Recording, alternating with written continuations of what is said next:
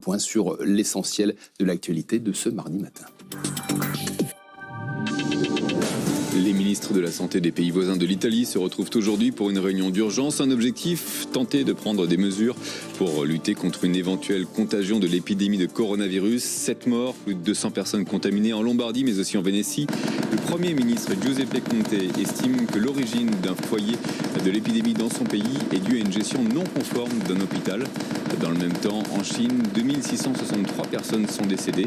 Le directeur général de l'OMS appelle à se préparer à une éventuelle pandémie mondiale. En France, le gouvernement rappelle qu'il n'y a plus une seule personne hospitalisée. Emmanuel Macron recevra vendredi Asia Bibi, cette chrétienne pakistanaise condamnée à mort pour blasphème en 2010, s'est acquittée 8 ans plus tard, a trouvé refuge au Canada. Elle reçoit aujourd'hui son titre de citoyenne d'honneur de la ville de Paris. Elle souhaite obtenir l'asile en France. La CFDT ne participera sans doute pas à la journée. Voilà, un petit problème de son, vous l'avez compris, veuillez nous en excuser. On reprend notre discussion avec notre invité.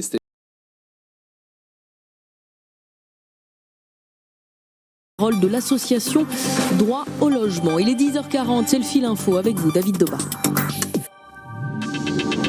Les ministres de la Santé des pays voisins de l'Italie se retrouvent aujourd'hui pour une réunion d'urgence. Un objectif, tenter de prendre des mesures pour lutter contre une éventuelle contagion de l'épidémie de coronavirus. 7 morts, plus de 200 personnes contaminées en Lombardie, mais aussi en Vénétie.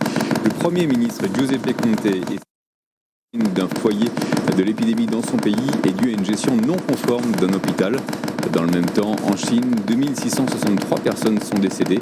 Le directeur général de l'OMS appelle à se préparer à une éventuelle pandémie mondiale. En France, le gouvernement rappelle qu'il n'y a plus une seule personne hospitalisée. Emmanuel Macron recevra vendredi Asia Bibi, cette chrétienne pakistanaise condamnée à mort pour blasphème en 2010, s'est acquittée.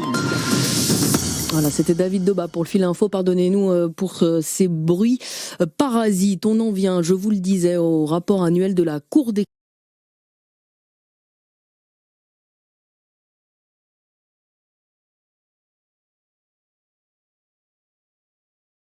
Carnaval de Volkswagen, c'est en Allemagne. Une voiture a foncé sur une foule réunie pour l'occasion. Les autorités tentent de comprendre le motif du conducteur qui a été interpellé. Dans son rapport...